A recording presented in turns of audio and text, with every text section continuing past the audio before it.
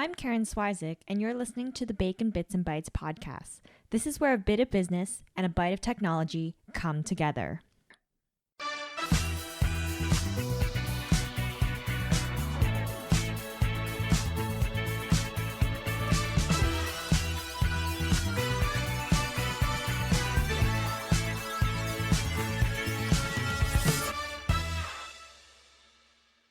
Hello and welcome to another episode of the Bacon Bits and Bytes podcast. So I'm going to be giving another solo episode of myself, just sharing with you my background if you're not familiar, because I realize there are some fans of Making the Bacon who may be tuning into this podcast, but there may also, and there most likely will be actually new listeners tuning in and probably wondering, who is this person? I'd like to know a little bit more about her. So I'm going to backtrack a bit, let's start when I first got into university. So I started off in engineering because I was led to believe that I should, get good grades, go to school, go to a good school, and then have a good job, and you'll be set for life, work there for 25 years to 30 years.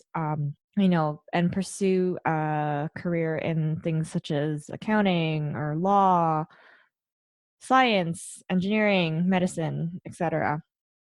So I didn't do very well in engineering. And there were a lot of factors I felt that contributed to it. So it was the being away from home for the first time, the very demanding workload, not really getting along with my roommate, and not being able to make friends really well, just because I am an introvert and I do have some social anxiety. So I ended up switching into science, more so out of panic. I didn't really know what I wanted to do at that point, but it was more so, again, just to please my parents because they wanted me to finish school, have a degree. And then I guess, having a degree, it provided options. After university, I ended up bouncing around from job to job, went from everything personal training, project management, validation science, working a brief stint in retail, and then eventually working for the government. When I was working for the government, I thought it was great.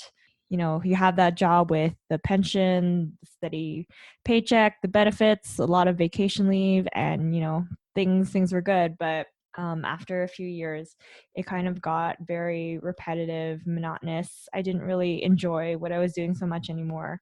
So I started the blog and it became my creative outlet. So initially it was, something to help pay for my wedding at the time, but instead it actually became something more of a creative outlet because as a kid, I was pretty creative. I enjoyed writing, I enjoyed doodling and things like that. But I think it's one of those things when you're older, especially if you're not, pursuing any creative hobbies or pursuing a creative career, that kind of gets put on the back burner. And when you don't allow time for creativity, I feel as if, something ends up missing from your life, or your life doesn't feel so fulfilled, and just being an adult ends up not being fun. Well, it's funny because I never really thought, I think being an adult is kind of like hard and it's annoying and frustrating. It's all this responsibility. So, and you see the kids around you, and they're having fun and they're being creative, and then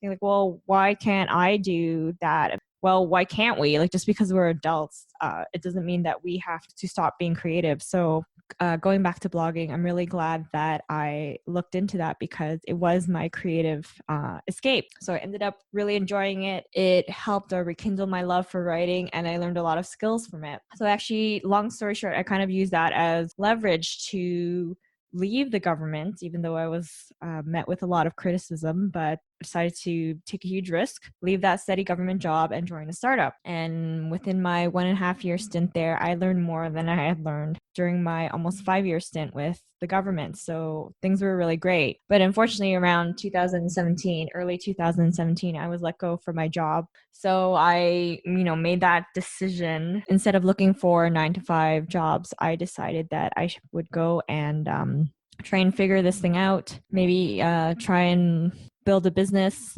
look into providing consulting services for small business owners in blogging and social media. So I was doing that. And then a few months later, I ended up getting an opportunity with a local college, to teach their blogging and social media courses. So that's what I've been doing. And I've also hosted several workshops. I've done some talks on like blogging and WordPress. So coming back to this podcast, I thought, podcasts, I feel they're making a comeback. They've become really popular again. People enjoy listening to them, and I personally also enjoy listening to them. In addition to reading stuff on the internet, I like listening to podcasts because it's a different way to consume information, and I like hearing the conversations between people. So this podcast, as I mentioned in the previous episode, it's taking forever to get off the ground. But yeah, this year I decided to make it my mission to create this podcast and, reach a different type of audience, and also look into like having conversations with